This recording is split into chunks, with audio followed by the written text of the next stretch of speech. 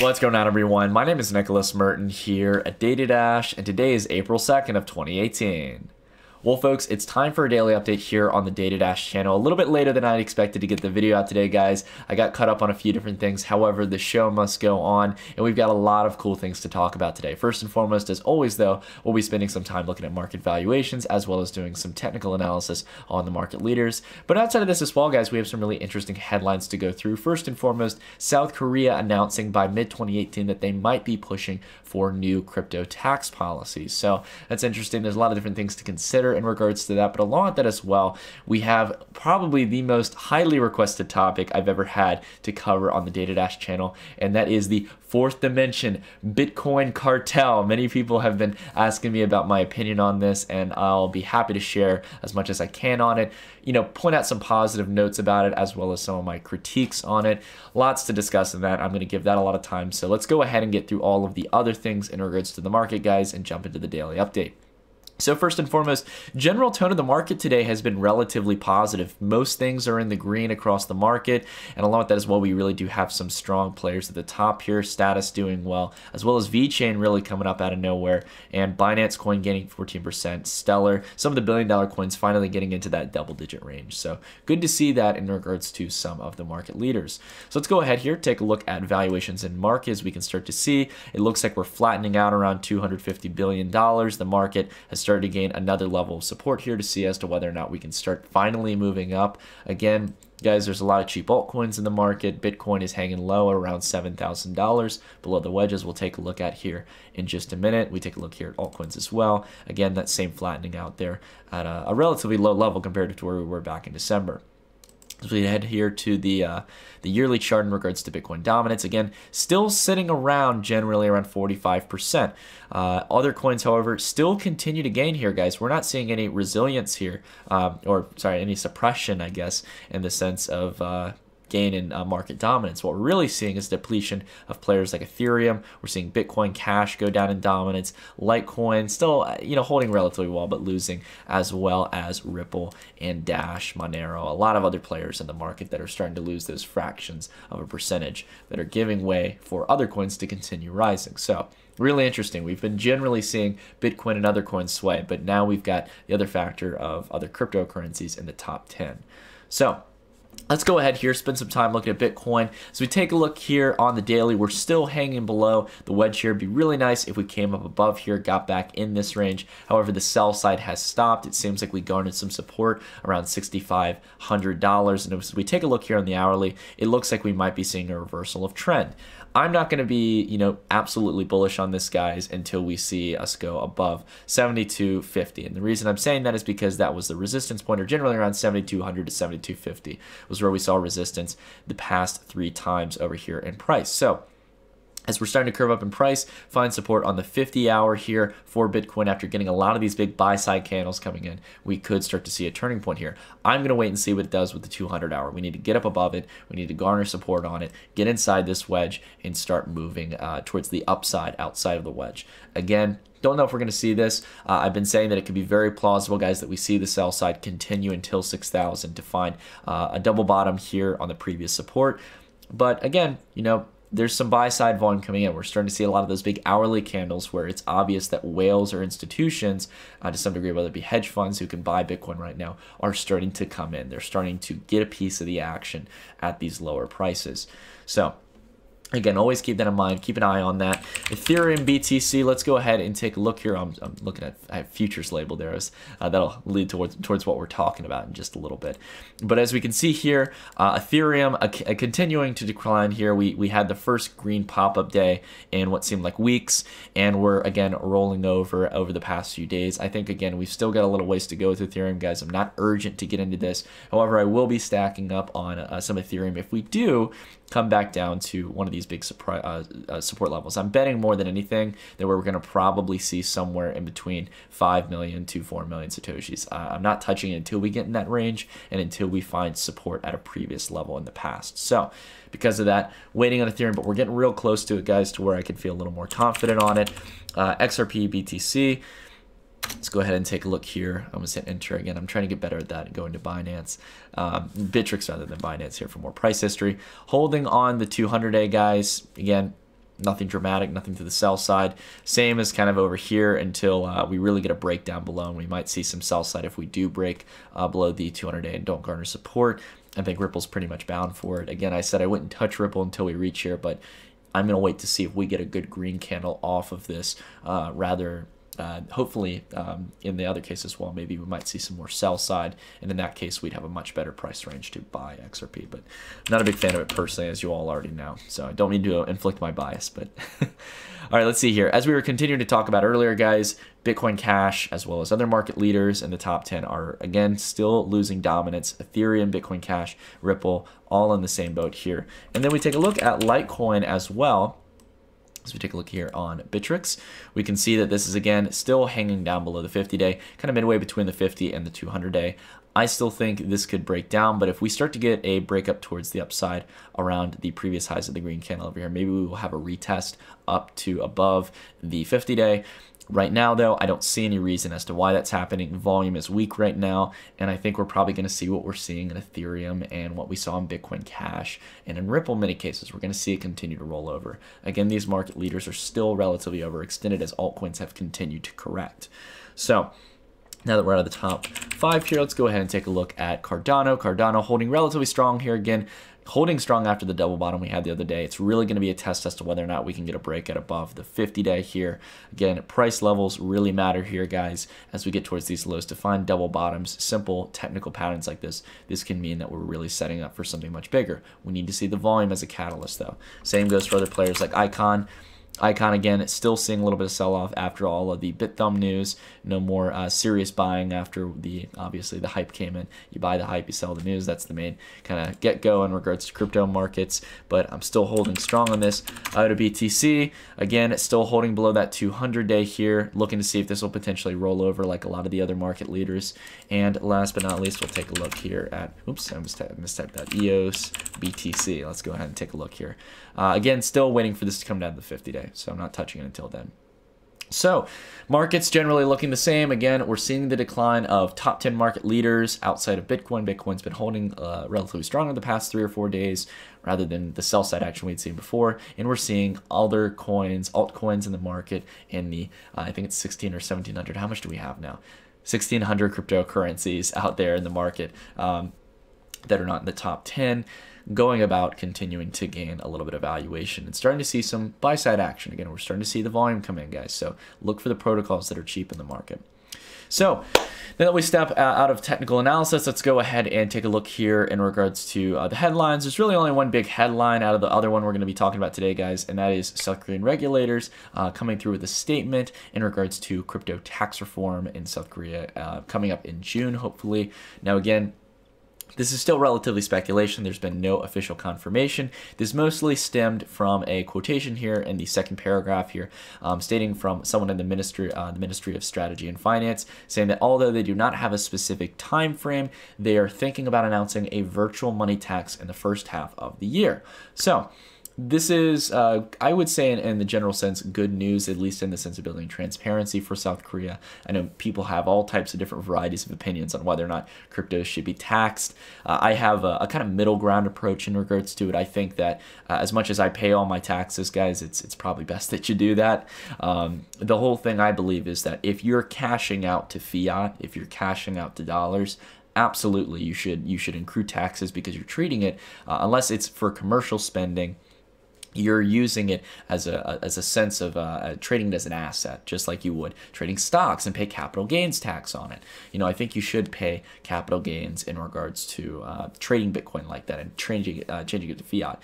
In regards to doing altcoin to altcoin or Bitcoin to altcoin transactions or altcoin to altcoin, I think that's a little bit different. I think in that sense we could have a more of a debate on it. But nonetheless, South Korea is moving forward, and there's a little bit of details that they talk about in regards to South Korea and where they could be moving and how they're picking off some of the ideas from the US, Japan, Germany, and the UK, which have gone about already moving forward in building policies and recognizing these digital currencies. So South Korea, I think, has a lot of catching up to do. They've been working on it probably on a day-to-day basis, and we've obviously been seeing South Korea in the headlines. So hopefully again, we'll start to see more of the positive, more kind of adoptive news in regards to South Korea as we've been seeing, and less of the FUD in regards to banning, because I don't see it happening. They simply just want a middle ground approach where South Korea can have some regulation, especially over ICOs that are raising tens if not hundreds of millions of dollars in token sales, and making sure that there's no Ponzi schemes or criminal activities. So still, very fair response so far from South Korea, which is good news because that's where a lot of liquidity is.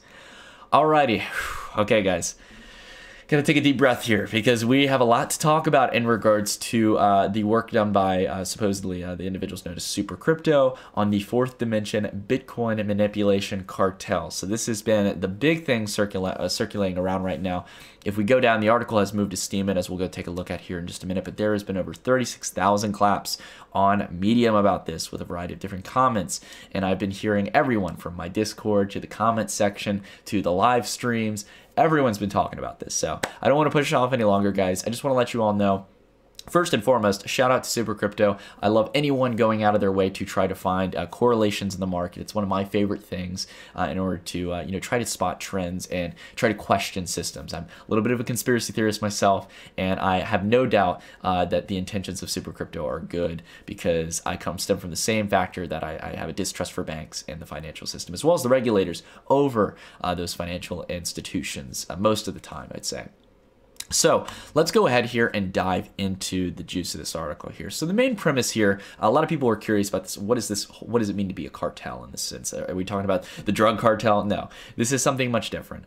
So basically, Super Crypto really focuses in on the factor of four market dimensions that you have to consider. So we obviously know technical and fundamental analysis. Technical analysis is what we generally do when we look at prices in markets. We try to find trends through indicators, through price action, through all these different factors and different indicators in the market that could stifle us to believe the idea that prices are going to go up or down, and that there could be a market opportunity to engage on. Fundamental analysis is generally the same thing, but it goes off of fundamental principles rather than technical indicators. So in the case of a company, for example, what were quarterly earnings? How much consumers or customers does this business have? What's their target market, and where do they stand compared to other competitors? All types of different things that we can consider on a more fundamental sense rather than just technical numbers in regards to trading. And the third one that he mentions is manipulation. So there's a lot of different forms of manipulation of markets, guys, and it's very, very true. There is spoofing, for example, where you set fake orders in the order book. So let's say you have a large amount of liquidity in the market. Let's say I have $50 million worth of Bitcoin. I could set orders that were above market price, but I made sure to have a bot that would cancel the orders before they would execute. This is known as spoofing because it keeps the idea that there's a lot of Bitcoin ready to sell on market. Or it could be the opposite, that there's $50 million worth of Bitcoin ready to buy into the market so prices start leaping up. Again, this is an illegal action, but it happens very often in the crypto space.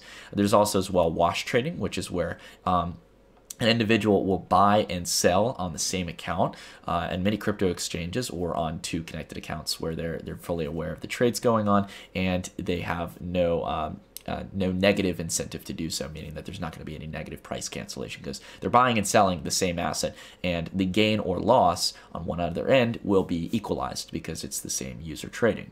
So both of them illegal practices. They happen a lot of the times, and we try to spot these things in markets. The fourth thing he's talking about, though, in this whole regard to this article is what's known as a cartel. And a cartel, their main objective is to do price suppression.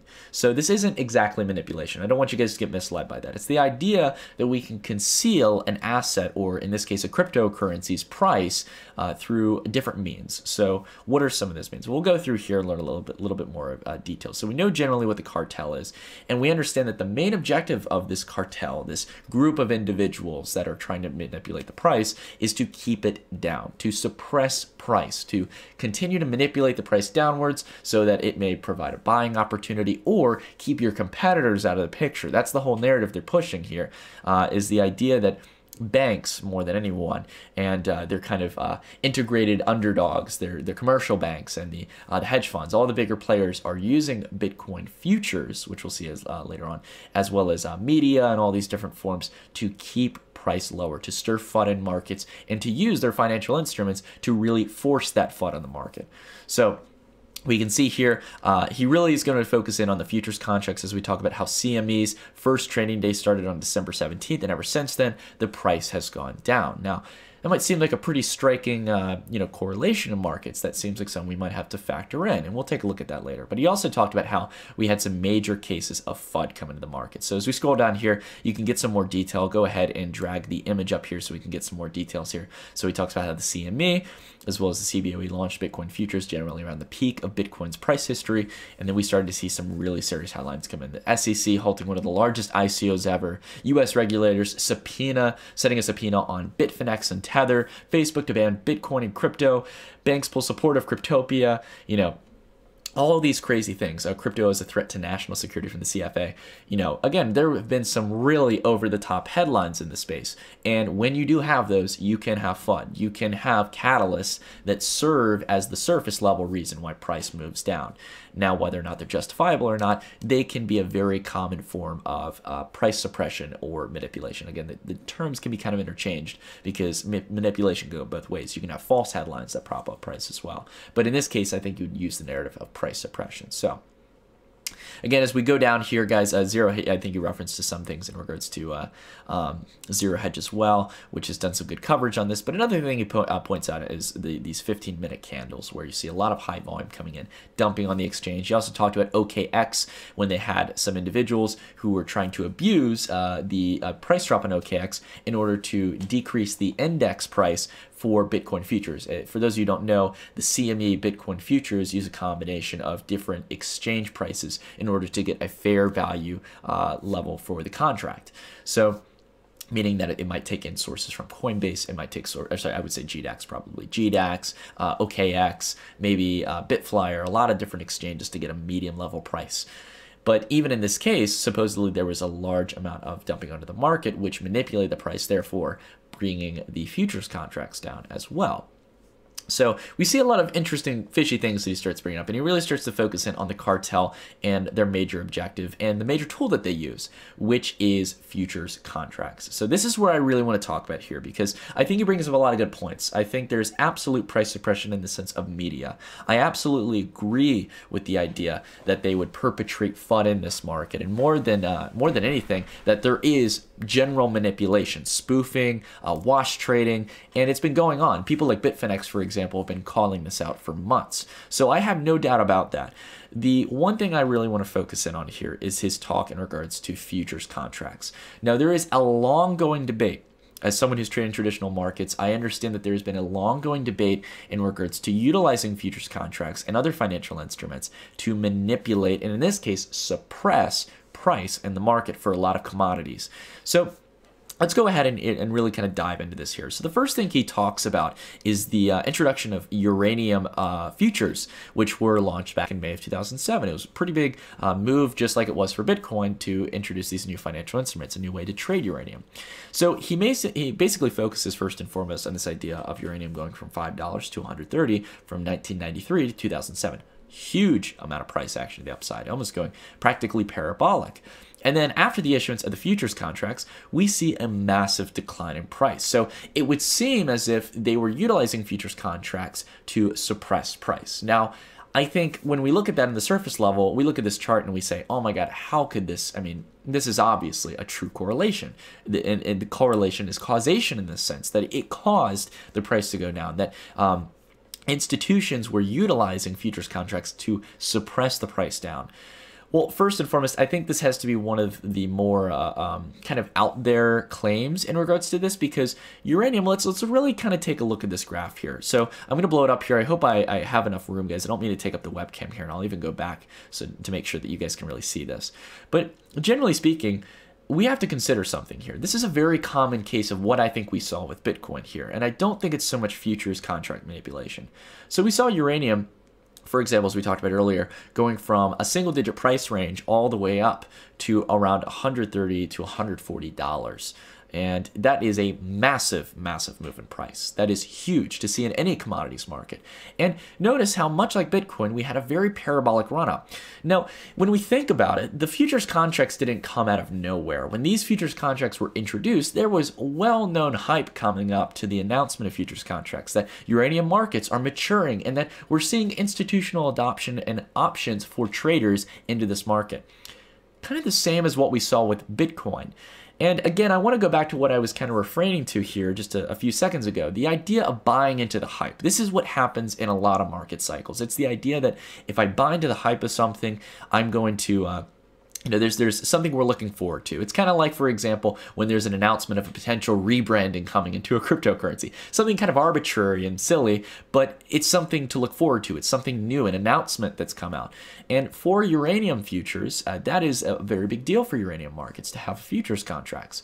Well, interesting enough, when we saw the futures contracts instituted, no matter how much liquidity was trading those futures contracts, we instantly see a decline. And it's the same thing we saw with Bitcoin. Now, some might say that's the cartel manipulating it.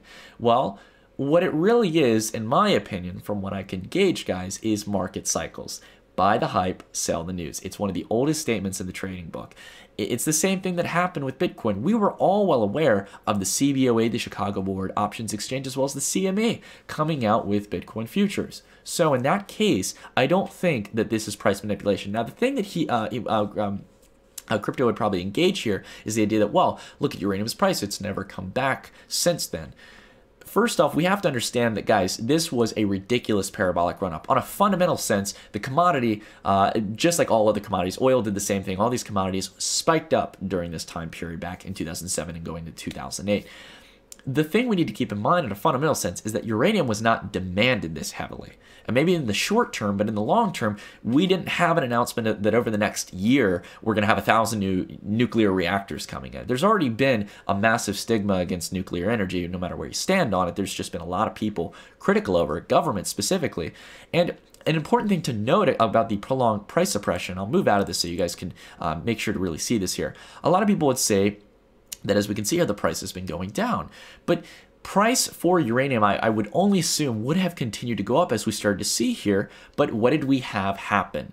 Fukushima. And again, the negative stimuli continued to push. Uranium reserves got overinflated because there wasn't new demand. There wasn't new development of nuclear reactors. And many of them got shut off in Japan, thereby creating a surplus. That's just how commodity markets work, guys. It's something that fundamentally it's hard to gauge when to produce and when to shut down operations. It's not cheap. There's labor involved. There's all kinds of different things involved in regards to purchasing mines, purchasing properties. It's something where, for example, we saw a huge oil surplus a few years ago. So it happens in markets. Now, the other thing as well, I'll be fair, he wrote it out here in regards to talking about how gold and silver, or we talked about gold, didn't mention silver, that gold futures have been around for a while, since 1974. And there supposedly wasn't a reason to manipulate gold, and the things he mentioned were the fact that there was less debt. We didn't have we had the decoupling of the dollar with gold standards. So gold from the dollar, the gold standard, and again, the whole kind of fear of the 2008 financial crisis that wasn't alive then, so they didn't need to manipulate the price. But what I don't like is that in this chart, both with silver futures, which were trading back in the 70s or 80s, much like gold futures, that he draws a line right at the peak of when supposedly the paper Ponzi's he's talking about, in the sense of abusing futures contracts, were issued by the central banks. I think this is a little misleading because there's no statistical data here that we can see. Now, on red line, we instantly see, oh, the red line correlates with the peak, but there was no issuance of futures contracts here. They've been trading well into the past few decades. Now, if his objective is to say that through central banks who can print endless amounts of money, and then we also, not to mention as well, have seen a saturation of futures contracts where there's not always a backed up commodity behind them. In this case, I could understand where he might be talking about this, but there's no data here that shows us that that started right at the peak of these prices. It could just be that gold and silver, I really wish I got rid of the chart here on one of the diagrams, but you guys should really look at historical price action of silver, which has had, just like Bitcoin, a parabolic run up, and just like gold over the past few years, the issuance of gold futures as well as an ETF, a rapid move up in price, guys. These markets weren't even here a few decades ago, but now we've seen gold come up and still hold a mass majority of its gains, going through a correction as U.S. markets have signaled more confidence. I think it's short-term confidence, but again, silver still doing very well comparative to its historical price level. So this whole idea of futures, use of futures for price suppression, it's a concept that many people debate. It's a controversial one. Commodities markets, especially those who have been holding gold and silver, have been arguing against it for years, saying that it holds down price. But a lot of people as well bring up the fact that each futures contract in this case needs to have someone who's going long and going short in this case, who's betting one way or the other. They're cash settled. So because of that, I think that there is a debate to be had, but we don't have any drastic correlations here in the market. We do, however, have the correlation in regards to Bitcoin and uranium. And in this case, I think, again, it's the simple market principle of buy the hype and sell the news. Now, I, as much as the next guy, agreed that there is market manipulation. I'm glad he brought up some really good things here about spoofing, as well as things like wash trading. These are real issues in markets, guys. I have no doubt that banks like Deutsche Bank, HSBC, UBS, these large-scale banks are doing things that are most likely not only illegal, but are things that do not lead towards healthy markets. I've studied it for years, guys. I understand the mentality of people when money's at stake. I get it. But I think that banks didn't just decide tomorrow that this was going to be a threat and that futures contracts were the only way to stop this. And again, crypto, I agree with a lot of what he brings up here in regards to the fact that, why only focus on gold, silver, and Bitcoin? I get it. There's been the ending of the gold standard. There's something at stake for banks, for gold, for silver, and for Bitcoin and other cryptocurrencies to not take off. But I have to say something here. As much as I'm a conspiracy theorist myself, I don't like the mentality of it's the fact that you either have to continue to deny it or you have to recognize the threat, understand the strength of the enemy. Look, we understand these things. I think most of us do. We don't really like banks. That's why we're in crypto. But I wouldn't go as far as to saying this is fact. And I have to say that out of a pure sense of, I'm trying to think of the proper term here, humbleness in a sense, because I've made mistakes in the past, guys. I remember there was the big document going around on Payspin in regards to Operation Dragon Slayer, or the idea that Bitcoin Cash was going to be manipulated. And we did see things like that in the market, but I think a lot of that was fear of missing out. Again, it's the idea of a domino effect where I tip over the domino, I should show my concern to you guys, and then it goes on and on and on and on and on.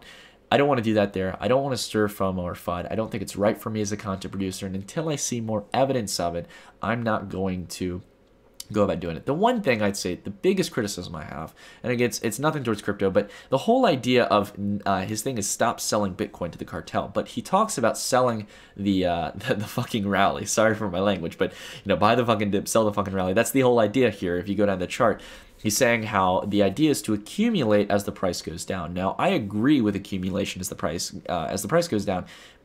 Buying low, if you believe it's going to go up from that price, or there's a chance that it might go up, maybe you should consider it. That's your decision. But I don't like this idea of selling at every opportunity where the rally is done. First off, there's no way of telling when these rallies are over or when it's time to sell. Again, you can always point to a chart later on and say, oh, just sell this right here. But we don't know about the future. Not to mention, it kind of goes against the concept fundamentally of hodling, of not selling the Bitcoin to the cartel. If we didn't buy into the fear of it, and then in that case, if we just held our Bitcoin, in that case, it would reduce sell side volume. It would have to depend on the cartels simply selling off their Bitcoin themselves, in the case of what they're talking about in regards to price manipulation with futures contracts and actual Bitcoin. So again, you see some good sources here, guys. You see some good claims. This is something that I will bring up that I was talking about for a while. The idea that the CME group, the founder, the current CEO behind CME, came out and said, we'll tame Bitcoin. Again, I have no doubt that by taming, they meant in regards to a futures contract reducing volatility. I don't think it means that it's going to suppress the price, okay? So I'm going to remain neutral on it. Super Crypto as well. Again, big shout out. As much as I am critical in some ways, again, I'm always a skeptic just like you are, my friend.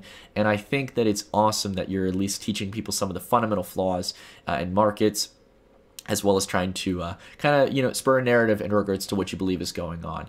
And I got to say, there was some really interesting mentions here. I do feel a little bit of concern about these 15-minute candles of sell-side action. I've seen this before.